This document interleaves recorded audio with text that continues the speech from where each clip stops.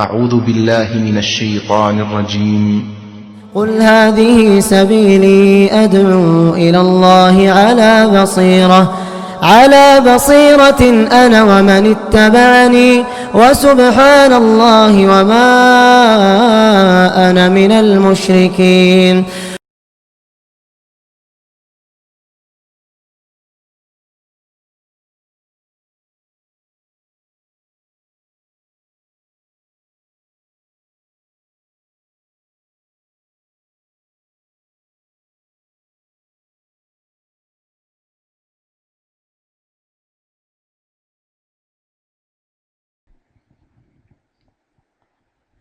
إن الحمد لله نحمده ونستعينه ونستغفره ونعوذ بالله من شرور أنفسنا ومن سيئات أعمالنا من يهده الله فلا مضل له ومن يضلله فلا هادي له وأشهد أن لا إله إلا الله وحده لا شريك له وأشهد أن محمدا عبده ورسوله أما بعد فإن خير الحديث كتاب الله وخير الهدي هدي محمد صلى الله عليه وسلم وشر الأمور محدثاتها وكل محدثة بدعة وكل بدعة ضلالة وكل ضلالة في النار فأعوذ بالله السميع العليم من الشيطان الرجيم بسم الله الرحمن الرحيم يا أيها الناس اتقوا ربكم الذي خلقكم من نفس واحدة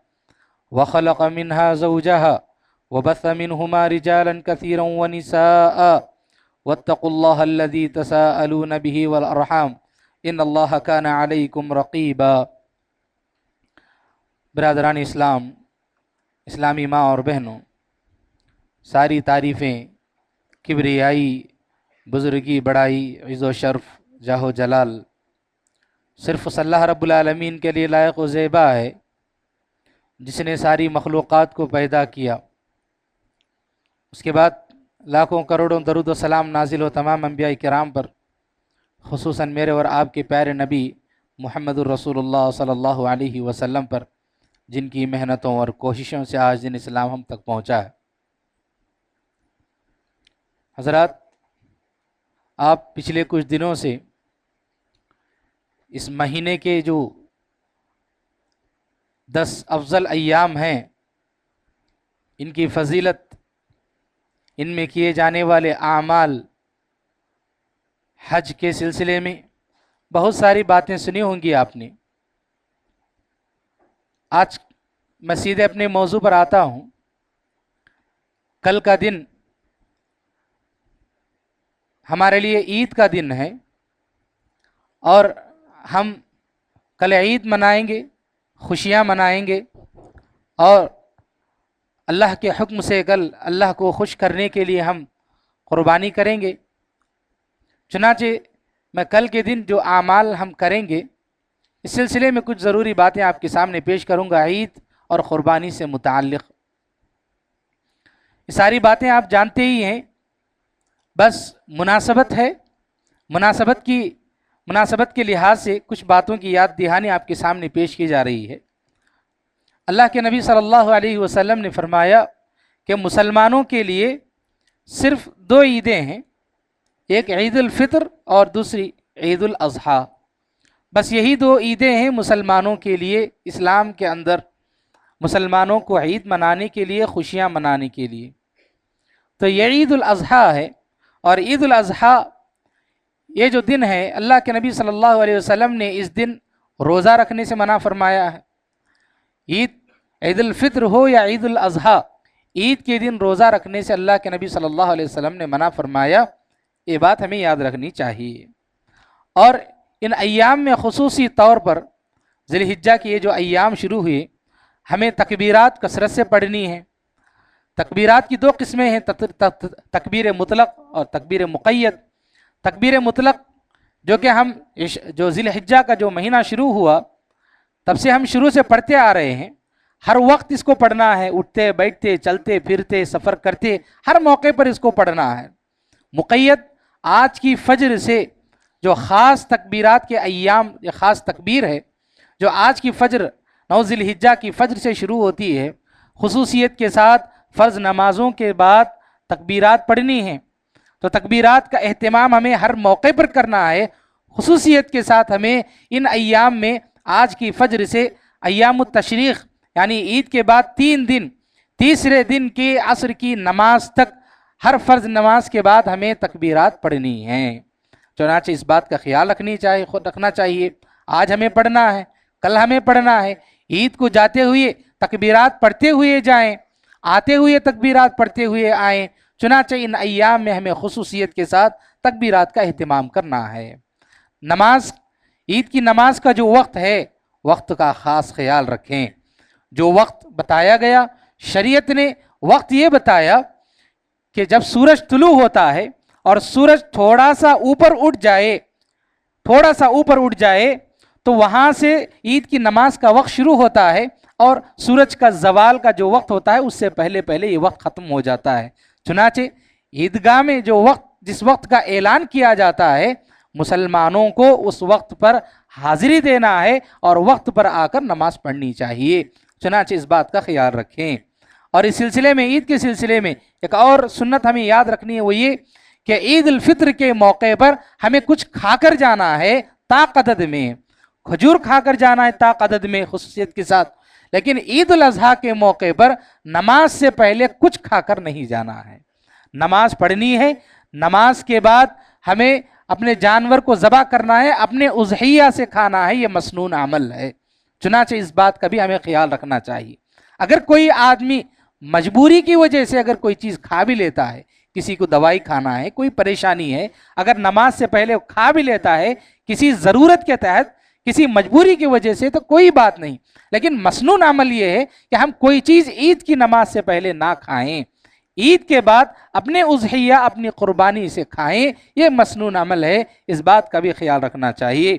और इसी तरह ईद के दिन हमें गुस्ल करना है, पाकी सफाई का ख्याल रखते हुए अपने जिस्म का अच्छा लिबास पहन करके जाना है। ये मसनून आमाल हैं। ईद के दिन इन बातों का हमें ख़ास ख्याल रखने की ज़रूरत है। ईद के दिन औरतों को भी चाहिए कि वो ईदगाह में शिरकत करें। अल्लाह के नबी सल्लल्लाहु अलैहि वसल्लम ने फरमाया कि औरतें मोमिनीन की दुआओं में शिरकत करें। चुनांचे औरतों को चाहिए कि वो भी ईद की नमाज में शिरकत करें। यहाँ तक अल्लाह के नबी सल्लल्लाहु अलैहि वसल्लम ने फरमाया, अगर किसी औरत के पास दुपट्टा, जो कपड़ा अपने सर पर डालती है, वो उसके पास मौजूद नहीं है, तो अपने पड़ोसन के पास से वो ले ले और ले करके हाजिर हो, लेकिन हाजिर ज़रूर हो। लेकिन औरत को हाजिर होते हुए कुछ आदाब का ख्याल रखने की ज़रूरत है। जैसे मर्द से कहा गया कि मर्द जो है अच्छा लिबास पहने, खुशबू लगाना चाहे मर्द खुशबू लगाए, खुशबू लगाकर अपनी ज़ैब व ज़ीनत इख्तियार करके मर्द आए। लेकिन औरत ऐसा ज़ैब व ज़ीनत इख्तियार नहीं कर सकती।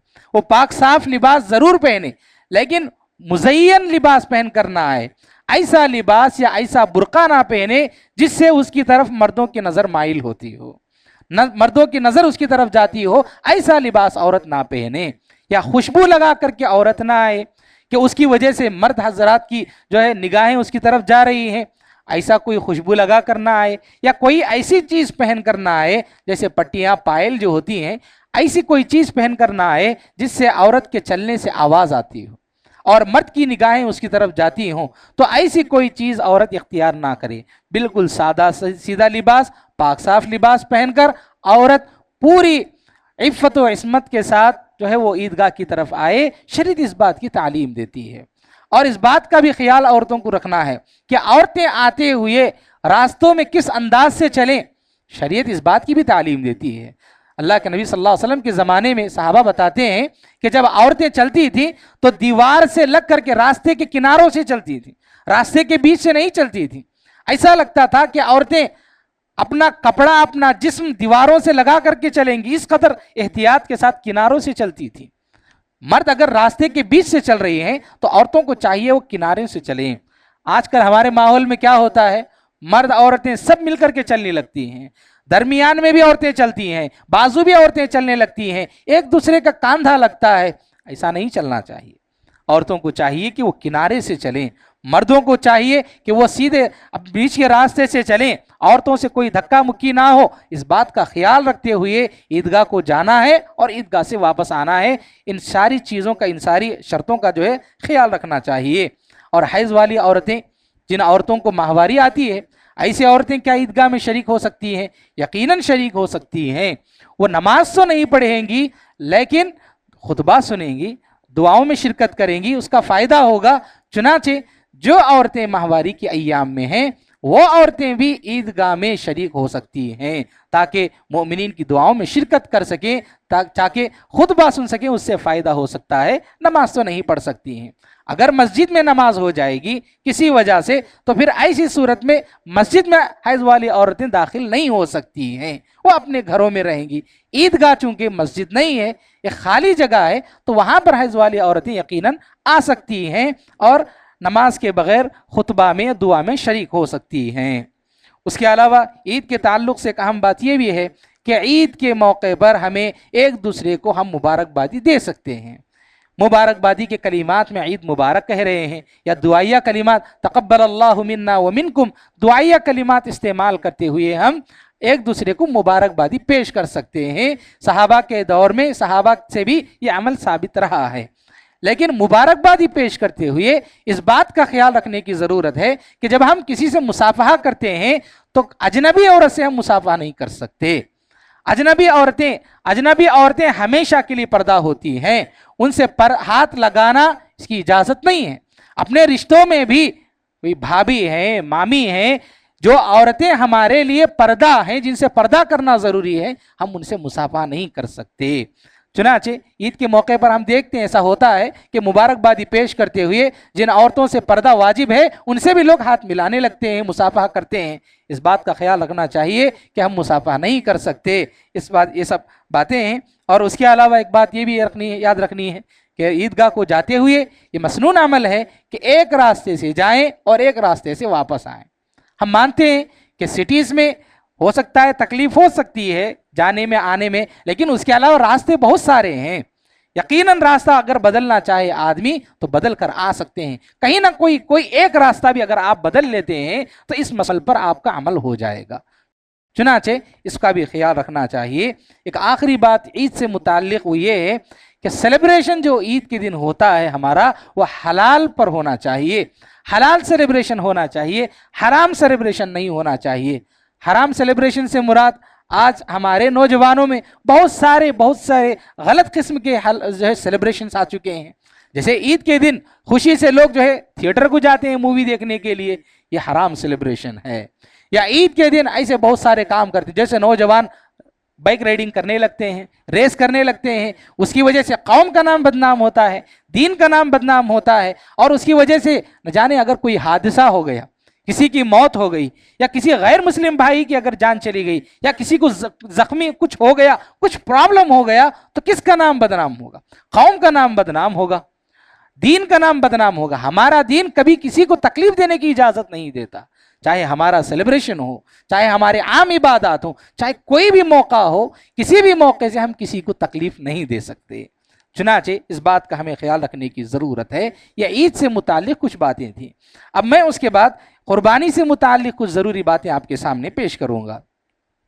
कुर्बानी एक अहम इबादत है जो इन 10 अय्याम में जो की जाती है। ये जो इबादत है ये खुसूसी इबादत है अल्लाह की जानिब से। चुनाचे कुर्बानी का ये जो अमल है इसकी बड़ी फजीलत जो है अल्लाह रब्बुल आलमीन ने बताई है। इस सिलसिले में अहादीस में हमें इसका तज़किरा खुसूसियत के साथ फजीलत का तज़किरा अगरचे नहीं मिलता है, लेकिन एक बात ये याद रखनी है कि इन 10 अय्याम में जो भी अमल किया जाए एक ख़ास अमल होगा, और इन आमाल का दर्जा कितना है, कितना इसको जो है अज्र मिलेगा, ये तो अल्लाह रब्बुल आलमीन ज़्यादा जानता है। अल्लाह रब्बुल आलमीन अज्र देगा, लेकिन ये बात तो याद रखनी है हमें कि कुर्बानी देना है, कुर्बानी जो है पेश करनी है अल्लाह रब्बुल आलमीन को राज़ी करने के लिए। कुर्बानी हम क्यों देते हैं, इसकी हिकमत क्या है, इसकी मशरूइयत की हिकमत ये है। अल्लाह रब्बुल आलमीन ने फरमाया लन यनालल्लाह लुहूमुहा वला दिमाउहा वलाकिन यनालुहु तक़वा मिनकुम। अल्लाह रब्बुल आलमीन को आपके खून की, आपके गोश्त की, किसी चीज़ की ज़रूरत नहीं है। अल्लाह रब्बुल आलमीन आपका तक़वा देखना चाहता है। आप कितना अल्लाह रब्बुल आलमीन से डरते हैं, कितना आपके दिल में अल्लाह को राज़ी करने के लिए आप ये इबादत कर रहे हैं। चुनाचे कुर्बानी करते हुए देखा देखी जो इबादत करते हैं ऐसा नहीं होना चाहिए। कुर्बानी अल्लाह को राजी करने के लिए मैं कर रहा हूं, इस नीयत के साथ हमें जानवर खरीदना है और कुर्बानी करनी है। भाई कर रहे हैं, दोस्त कर रहे हैं, मुआशरे में लोग कर रहे हैं, चलो हम भी कर लेते हैं। ये कोई रस्म नहीं है, एक इबादत है जो कि अल्लाह को राजी करने के लिए करना है, अल्लाह को खुश करने के लिए करना है और अल्लाह को यही मतलूब है। रस्मी इबादत अल्लाह को मतलूब नहीं है, अल्लाह इसी इबादत से खुश नहीं होता है। और इस कुर्बानी की हिकमत में से हिकमत ये भी है कि हम अल्लाह रब्बुल आलमीन ने हमें ज़िंदगी में जो नेमतें दी हैं उन नेमतों का शुक्र बजा लाते हुए हम ये इबादत करते हैं कि अल्लाह तूने हमें ज़िंदगी दी, ज़िंदगी में नेमतें दी, हम इसका शुक्र अदा करते हुए तेरे नाम पे हम तेरे लिए हम एक जानवर को ज़बह करते हैं। अल्लाह का शुक्र अदा करते हुए भी हम ये कुर्बानी करते हैं। और उसके अलावा इसकी एक और वजह यह है, सुन्नत इब्राहीम अलैहिस्सलातु वस्सलाम को ज़िंदा करना है। इब्राहीम अलैहिस्सलातु वस्सलाम की सुन्नत थी, हम इस सुन्नत को ज़िंदा करते हैं, इस सुन्नत को बाकी रखते हैं और इस कुर्बानी को पेश करते हैं। और उसकी एक हिकमत और ये भी है कि हम इस मौके पर खुशियाँ मनाते हैं, अपने घर वालों के साथ खुशियाँ मनाते हैं, गोश्त खाते हैं, अपने रिश्तेदारों में तकसीम करते हैं, फ़ुक़रा व मसाकीन में तकसीम करते हैं और एक मोहब्बत भरा माहौल बनाते हैं। मोहब्बत भरा एक माहौल बनाकर हम सब खुशियाँ बांटते हैं। इन खुशियों को बांटना भी कुर्बानी की हिकमत है। इसीलिए कहा गया कि आप कुर्बानी को का जो गोश्त है वो खाइए भी, रिश्तेदारों में भी बांटिए और फ़ुक़रा व मसाकीन में भी उसको तकसीम कीजिए ताकि सब मोहब्बत के साथ इस माशरे में जी सकें। ये कुर्बानी की हिकमतों में से बस हिकमतें हैं। उसके अलावा कुर्बानी किसको करना है, कुर्बानी का हुक्म क्या है, इस सिलसिले में अहले इल्म की आरा है, लेकिन शेख़ुल इस्लाम इब्न तैमिया रहमहुल्लाह ने बताया कि कुर्बानी करना हर साहिब इस्तिताअत पर वाजिब है। जिसके पास भी इस्तिताअत है, जो भी कर सकता है, जिसके पास भी ताकत है कि वो जानवर खरीद सकता है या हिस्सा ले सकता है, उसको चाहिए कि वो कुर्बानी में शिरकत करे। और ये बात भी बताई शेख़ुल इस्लाम इब्न तैमिया रहमहुल्लाह ने, अगर उसके पास ताकत नहीं, अगर वो कर्ज लेकर कर सकता है तो कर्ज लेकर करे, क्योंकि इतनी अहम इबादत है ताकि वो बाद में कर्ज अदा कर सकता है। जिंदगी के दूसरे कामों के लिए बहुत सारा कर्ज हम लेते हैं, एक इबादत है, इसके लिए अगर हम कर्ज लेकर कुर्बानी के लिए अगर कर सकते हैं, जैसे इब्न तैमिया रहमहुल्लाह ने कहा, अगर आप कर्जा भी लेकर अगर आप कर सकते हैं तो कीजिए, आप बाद में आप अदा कीजिए, लेकिन कुर्बानी कीजिए। चुनाचे हर साहिब इस्तिताअत पर जिसके पास भी ताकत हो उस पर कुर्बानी करना वाजिब है, इस बात का ख्याल रखना चाहिए। और उसके अलावा कुर्बानी में शिरकत के ताल्लुक से, कुर्बानी अगर आप एक घर में चाहे कितने भी अफराद रहते हों, अगर आप सबका खाना, आप सबका पीना एक चूल्हे से हो रहा है तो फिर ऐसी सूरत में सारे घर के अफराद की जानिब से एक जानवर, एक कुर्बानी या फिर एक जानवर में एक हिस्सा शिरकत जो शरीक होते हैं काफ़ी हो जाएगा। शर्त यह है कि सारे अफराद का चूल्हा एक हो, सारे अफराद का खाना पीना एक हो। लेकिन अगर एक बिल्डिंग में भाई अलग अलग रहते हैं, उनकी कमाई अलग है, उनका चूल्हा अलग है, उनका खाना पीना अलग है, तो ऐसी सूरत में सबकी जानिब से एक कुर्बानी नहीं हो सकती, सबको अपना अपना करना पड़ेगा। बाज़ घरों में ऐसा देखा जाता है कि बाज़ भाई सब मिलकर के, जबकि उनका चूल्हा अलग है, उनकी कमाई अलग है, लेकिन कुर्बानी के मौके पर थोड़ा थोड़ा डाल करके एक बकरा खरीद लेते हैं। ऐसी कुर्बानी सही नहीं है। आप गाय में शिरकत में आप हिस्सा लीजिए अलग अलग, आप ऊंट में लीजिए, लेकिन आप बकरे में आप हिस्सा नहीं ले सकते अलग अलग। सबकी जानिब से एक कुर्बानी होनी चाहिए। बकरे में एक ही कुर्बानी होगी, दो कुर्बानी इसमें नहीं होगी, दो फैमिली की कुर्बानी इसमें नहीं हो सकती। चुनांचे इस बात का ख्याल रखने की ज़रूरत है कि जानवर जो हम लेंगे, एक कुर्बानी एक फैमिली की जानिब से अगर आप हिस्से लेना चाहते हैं तो आप फिर ऐसी सूरत में बड़े जानवर में, गाय में, ऊंट में ले सकते हैं। कुर्बानी का जानवर कैसे होना चाहिए? कुर्बानी के जानवर याद रखना चाहिए, दो दांता होना चाहिए। दूध के दो दांत होते हैं, उसके गिरने के बाद जो दांत आते हैं दो दांता होना चाहिए। अगर ऊंट है तो 5 साल मुकम्मल हो जानी चाहिए उसकी उम्र। अगर गाय है तो 2 साल मुकम्मल हो जाना है। बकरा है तो 1 साल मुकम्मल होना है।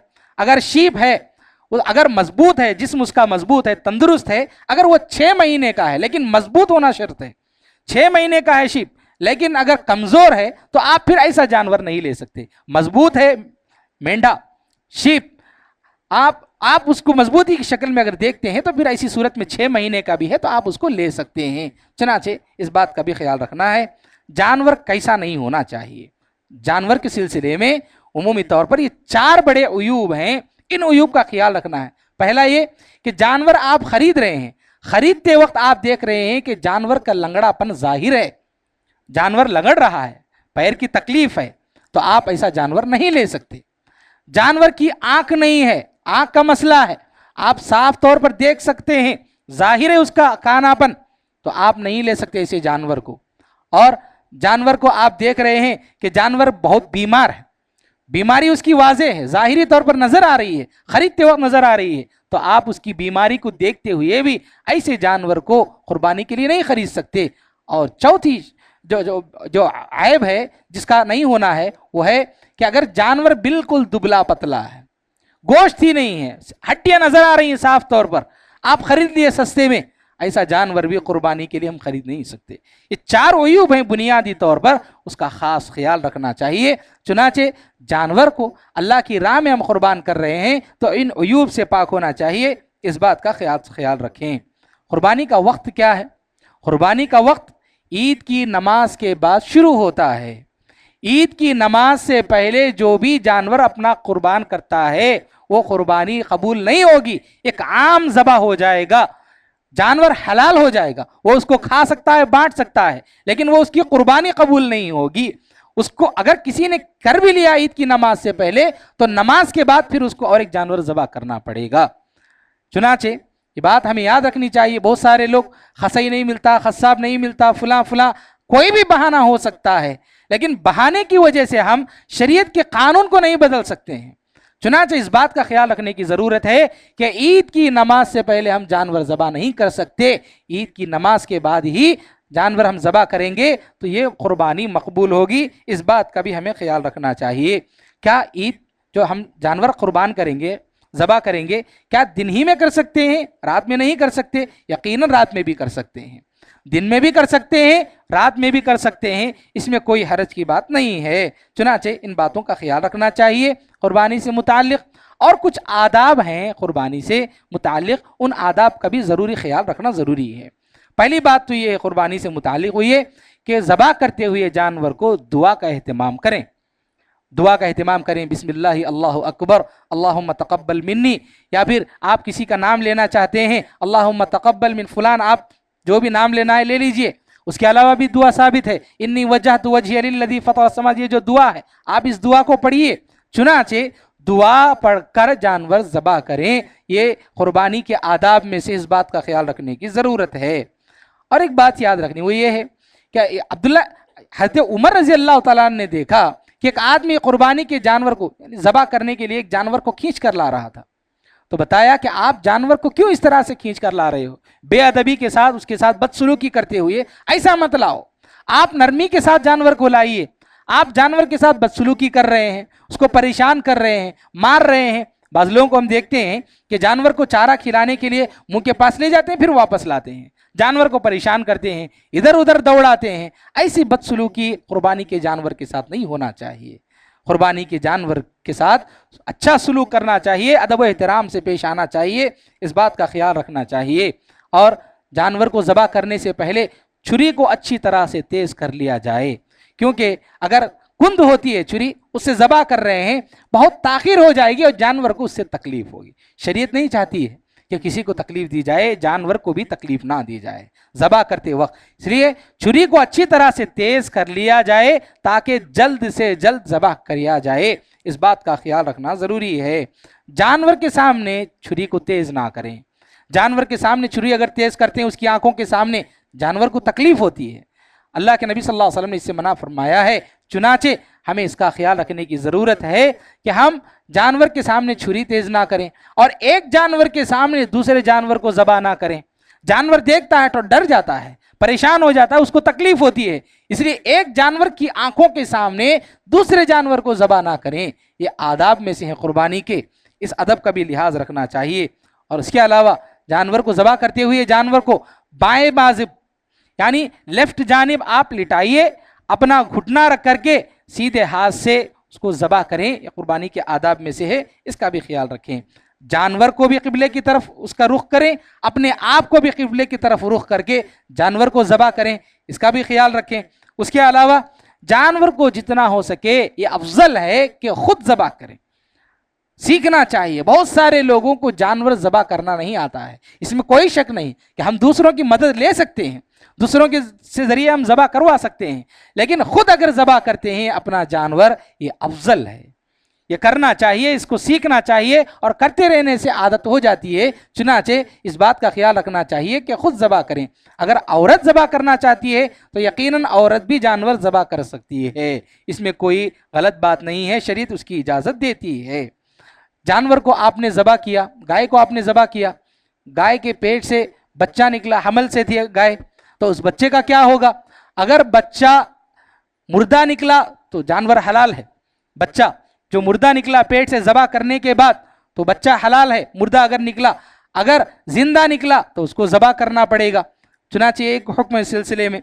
और उसके अलावा जानवर कुर्बानी के सिलसिले में एक अहम मसला ये भी है कि कसाई को गोश्त हम उजरत के तौर पर नहीं दे सकते, आप एक हिस्से के तौर पर आप उसको दे सकते हैं, जैसे रिश्तेदारों में, गरीबों में, फुकरा में देते हैं, वैसे ही कसाई को आप बतौर हिस्सा कुछ आप तकसीम तौर पर जैसे देते हैं वैसे दे सकते हैं, लेकिन बतौर उजरत आप गोश्त उसको नहीं दे सकते, और ना ही चमड़ा उसको दे सकते हैं, और ना ही चमड़ा हम किसी को फरोख्त कर सकते हैं। कुर्बानी का जो जानवर होता है मुकम्मल तौर पर वो अल्लाह की राह में होता है, हम उसका कोई हिस्सा बेच करके नहीं खा सकते, चाहे वो जानवर का चमड़ा हो या फिर अगर जानवर के पेट से कोई कीमती चीज निकले, उसको भी अगर आप जो है कोई चीज निकलती है तो उसको फरोख्त करके नहीं खा सकते, उसको भी अल्लाह की राह में आपको सदका करना पड़ेगा। चुनाचे चमड़े के सिलसिले में बहुत सारे लोग गलती करते हैं, उसको बेचकर उसका पैसा खा जाते हैं, ऐसा नहीं होना चाहिए। या तो आप दो काम कर सकते हैं, एक काम ये कीजिए आप कि अगर आप अपनी जानिब से चमड़े को सफाई करके इस्तेमाल करना जानते हैं तो कीजिए, अगर नहीं करना जानते हैं तो आप चमड़े को बेच करके उसका पैसा आप अल्लाह की राह में लगाएं, या फिर किसी मदरसे को दें या किसी अल्लाह के रास्ते में दें, वो लोग बेच करके अगर इस्तेमाल करते हैं तो फिर कोई बात नहीं है, लेकिन हम बेच करके उसका पैसा इस्तेमाल नहीं कर सकते, इस बात का भी हमें ख्याल रखना है। कुर्बानी का जो गोश्त होगा क्या सिर्फ मुसलमानों में तकसीम किया जाना चाहिए, क्या गैर मुस्लिम को भी दिया जा सकता है? हाँ, यकीनन गैर मुस्लिम भाई को भी दिया जा सकता है, गैर मुस्लिमों में भी तकसीम किया जा सकता है। गैर मुस्लिमों को ज़कात का माल और ज़कातुल फित्र नहीं दिया जा सकता, और ज़कात का माल भी बाज़ औक़ात, जैसे कोई गैर मुस्लिम है जिसके ईमान लाने की उम्मीद है, इस्लाम कबूल करने की उम्मीद है, तो उसको भी दिया जा सकता है, इस शर्त पर कि अगर वो इस्लाम कबूल करने की उम्मीद रखता है तो हम उसको दे सकते हैं, लेकिन आम तौर पर ज़कात या ज़कातुल फित्र नहीं दे सकते। लेकिन कुर्बानी का गोश्त यकीनन दे सकते हैं। अगर आपके अड़ोस पड़ोस में कहीं आपके गैर मुस्लिम भाई हैं, आपके दोस्त हैं गैर मुस्लिम, आप यकीनन आपको उनको दीजिए, लेकिन ये भी जान कर दीजिए कि वो खाएंगे या नहीं। अगर वो नहीं खाएंगे, आप ज़बरदस्ती ले जाकर दे रहे हैं तो परेशानियों का सामना करना पड़ सकता है। अगर आपके गैर मुस्लिम दोस्त पड़ोसी खाते हैं, आपको मालूम है, आप उनको यकीनन उनके साथ आप शेयर कीजिए, कोई गलत बात इसमें नहीं है। इस सिलसिले में एक अहम बात यह भी है कुर्बानी के ताल्लुक से कि मय्यत की तरफ से कुर्बानी का क्या हुक्म है। अहले इल्म इस सिलसिले में अक्सर अहले इल्म ने ये बात बताई कि मय्यत की तरफ से अलग से जान कुर्बानी करना ये ज़्यादा मुनासिब नहीं, बल्कि अगर आप कुर्बानी देते हैं तो आपकी नीयत में आपके घर वाले या फिर आपके जो भी मय्यत हैं आपकी नीयत में शामिल हैं तो यकीनन अल्लाह रब्बुल आलमीन उसका अजर उन तक पहुँचाएगा। चुनाचे ये मय्यत के सिलसिले में एक बात है। उसके अलावा एक और बात ट्रेंड में है, आजकल जो पढ़े लिखे लोग बहुत ज़्यादा मॉडर्न इस्लाम का नाम लेकर जीते हैं, ऐसे लोगों का कहना है कि क्यों जानवर को हम ज़बह करें कुर्बानी के नाम पर, यही पैसा गरीबों में तकसीम कर दें। एक इबादत है, आप इबादत के हुक्म को नहीं बदल सकते। आप जैसे किसी ने कहा कि हज किसी पर फ़र्ज है, अगर कोई कहता है कि भाई हज करने की क्या ज़रूरत, यहाँ पर बहुत सारे गरीब हैं, वो हज का पैसा आप यहाँ पे लगा दो, नहीं, आप एक हज अलग इबादत है, सदका व खैरात करना एक अलग इबादत है, एक इबादत के लिए दूसरी इबादत के हुक्म को आप ख़त्म नहीं कर सकते। ऐसे ही कुर्बानी भी है, कुर्बानी को आप ख़त्म करके कुर्बानी का पैसा आप सदक़े में नहीं दे सकते। कुर्बानी एक मुस्तकिल इबादत है, आप इस इबादत को करना ही पड़ेगा। अगर आप नहीं करते हैं तो यकीनन आप मुजरिम होंगे। आपको सदका करने के लिए बहुत सारे मौके हैं, आप वो कीजिए, लेकिन कुर्बानी उसकी जो इबादत है, उसकी जो जगह है, आप उसको देनी पड़ेगी। इस सिलसिले में कोई दो राय नहीं है। कुर्बानी का गोश्त कितने हिस्सों में तकसीम करना है। कुरान मजीद की ये आयत अल्लाह रब्बुल आलमीन ने फरमाया फ़कुलू मिन्हा व अतइमुल क़ानिअ वल मुअतर, आप खाइए उज़हिया में से, कुर्बानी में से। और कानिया से मुराद अहले इल्म ने बताया कि जो गैर ज़रूरतमंद लोग, यानी उससे मुराद जो रिश्तेदार हैं, आपस के जो भी अपने भाई हैं, वो मुराद हैं कानिअ वल मुअतर। और जो लोग मोहताज लोग हैं, ज़रूरतमंद हैं, फ़ुक़रा हैं, मसाकीन हैं। तो गोया इस आयत से इस्तिदलाल करते हुए अहले इल्म ने कहा कि कुर्बानी के 3 हिस्से होनी चाहिए। एक अपने लिए खाने के लिए रख लें, अपने रिश्तेदारों में दें, फ़ुक़रा और मसाकीन में दें, ताकि सब में मोहब्बत बाकी रहे। अपने घर वालों में भी, रिश्तों में भी, फ़ुक़रा और मसाकीन में भी, सब में तकसीम किया जाए ताकि मोहब्बत की फ़ज़ा कायम रहे। चुनाचे कुर्बानी के गोश्त के सिलसिले में ये बात थी। एक आखिरी अहम बात बताकर मैं अपनी बात ख़त्म करता हूँ। इस मौके पर हमें, कुर्बानी के मौके पर, पाकी सफाई का ख्याल रखने की बहुत सख्त ज़रूरत है। हमारे मुआशरे में ऐसे ही जानवर ज़बा करते हैं, खून कहीं भी गलियों में बहा देते हैं, गलाज़त जो बचती है ऐसे ही ले जा करके फेंक देते हैं। ऐसा नहीं होना चाहिए। हमारा दीन कभी किसी को तकलीफ़ देने की तालीम नहीं देता।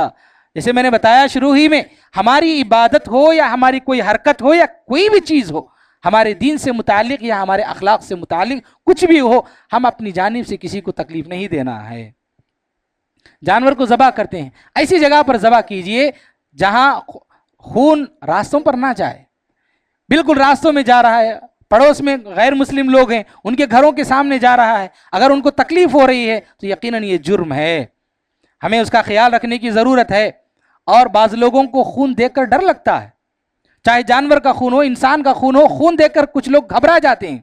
आप गलियों में ऐसे ही बहा दिए, लोग देखकर घबरा जाते हैं, परेशान हो जाते हैं। चुनाचे खून के सिलसिले में जानवर को जो ज़बा किया जाता है, ख्याल रखा जाए कि ऐसी जगह पर ज़बा ना करें जो कि बिल्कुल मुआशरा, बिल्कुल सारे लोग वहाँ पर पाए जाते हों और उससे किसी को तकलीफ़ हो सकती है, तो ऐसी जगह पर ज़बा ना किया जाए। और उसके अलावा जो गलाज़त होती है, लोग डस्टबिन के बाहर ले जाकर फेंक देते हैं। इतनी बड़ी डस्टबिन रखी होती है, वहाँ पर ले जाकर ऐसे ही बाहर फेंक करके आ जाते हैं, गलाज़त फैलती है, उसकी वजह से गंदी बदबू आती है। गैर मुस्लिम लोग क्या हमसे जो तसव्वुर लेंगे कि कितना गंदा मजहब है इनका, कि दूसरों को तकलीफ देते हैं। लोग यही समझेंगे दीन में क्या है, ये नहीं देखते हैं, हमारा अमल क्या है, लोग यही देखते हैं। चुनाचे गलाज़त को बाकायदा उसको लपेट कर उसको ले जाकर हम डस्टबिन में डालें ताकि किसी को तकलीफ ना हो। चुनाचे गलाज़त के सिलसिले में इस बात का ख्याल रखें कि हम बिल्कुल पाकी सफाई के साथ अपनी कुर्बानी को करें, किसी को तकलीफ ना दें। फ़ोटोज़ निकाल रहे हैं, वीडियोज़ निकाल रहे हैं और सोशल मीडिया पे डाल रहे हैं, क्या फ़ायदा होगा उसका? यह तो तक़वी के ख़िलाफ़ है। पहली बात, तक़वी के बिल्कुल ख़िलाफ़ है कि हम किसी को दिखाने के लिए हमको ये इबादत नहीं कर रहे हैं, ये तो हम अल्लाह को राज़ी करने के लिए कर रहे हैं। और दूसरा नुकसान ये होगा कि उसकी वजह से गैर मुस्लिम लोगों को इससे तकलीफ़ होती है। तो सोशल मीडिया पर ऐसी पोस्ट ना करें, फ़ोटोज़ हो या वीडियोज़ हो, इस चीज़ की हमें कोई ज़रूरत नहीं है। अल्लाह को राज़ी करने के लिए करें, इसकी कोई फ़ोटो या वीडियोज़ वगैरह लेकर के नशर ना करें। ये कुछ बातें थीं ईद और क़ुरबानी से मुताल्लिक़, इन बातों का हमें ख्याल रखने की ज़रूरत है। रब्बुल आलमीन से दुआ है कि अल्लाह ताला हम सबको इन बातों पर अमल करने की तौफ़ीक़ नसीब फरमाए। रब्बुल आलमीन हमें इखलास के साथ हमें इबादत करने की तौफ़ीक़ नसीब फरमा। अल्लाह हमारे आमाल को कबूल फरमा। रब्बुल आलमीन हम में जो परेशान हाल हैं, अल्लाह सबकी परेशानियों को दूर फरमा। जो बीमार हैं, अल्लाह उन्हें शिफ़ा कामिला और आजिला अता फरमा। अल्लाह हमारे मरहूमीन की मग़फ़िरत फरमा। अल्लाह जिनके घरों में जो भी परेशानियाँ हैं, अल्लाह सबकी परेशानियों को दूर फरमा। अल्लाह जब तक ज़िंदगी दे, किताब सुन्नत के मुताबिक ज़िंदगी गुजारने की तौफ़ीक़ नसीब फरमा। जब मौत आए, ख़ातिमा बिल खैर फरमा। आमीन। वाखिर दावाना अल्हम्दुलिल्लाहि रब्बिल आलमीन। रब्बना तक़ब्बल मिन्ना इन्नका अंतस समीउल अलीम व तुब अलैना इन्नका अंतत तव्वाबुर रहीम बिरहमतिका या अरहमर राहिमीन। अल्हम्दुलिल्लाहि रब्बिल आलमीन।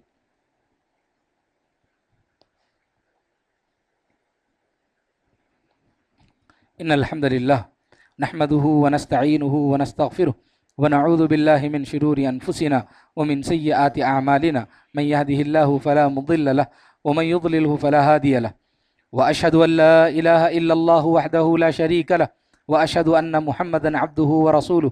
अम्मा बाद फ़इन्न खैरल हदीस किताबुल्लाह व खैरल हदी हदी मुहम्मदिन सल्लल्लाहु अलैहि वसल्लम व शर्रल उमूरि मुहदसातुहा व कुल्ल मुहदसतिन बिदअह व कुल्ल बिदअतिन ज़लालह व कुल्ल ज़लालतिन फिन्नार। फ़अऊज़ु बिल्लाहि समीउल अलीम मिनश शैतानिर रजीम। बिस्मिल्लाहिर रहमानिर रहीम।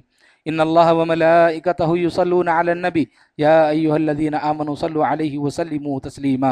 अल्लाहुम्मा सल्लि अला मुहम्मद व अला आलि मुहम्मद कमा सल्लैत अला इब्राहीम व अला आलि इब्राहीम इन्नका हमीदुम मजीद। अल्लाहुम्मा बारिक अला मुहम्मद व अला आलि मुहम्मद कमा बारकत अला इब्राहीम व अला आलि इब्राहीम इन्नका हमीदुम मजीद। इन्नल्लाह यअमुरु बिल अदलि वल इहसानि व ईताइ ज़िल क़ुरबा वयनहा अनिल फ़हशाइ वल मुनकरि वल बग़य यइज़ुकुम लअल्लकुम तज़क्करून। उज़्कुरुल्लाह यज़्कुरुकुम वदऊहु यस्तजिब लकुम वलज़िक्रुल्लाहि अकबर वल्लाहु यअलमु मा तस्नऊन।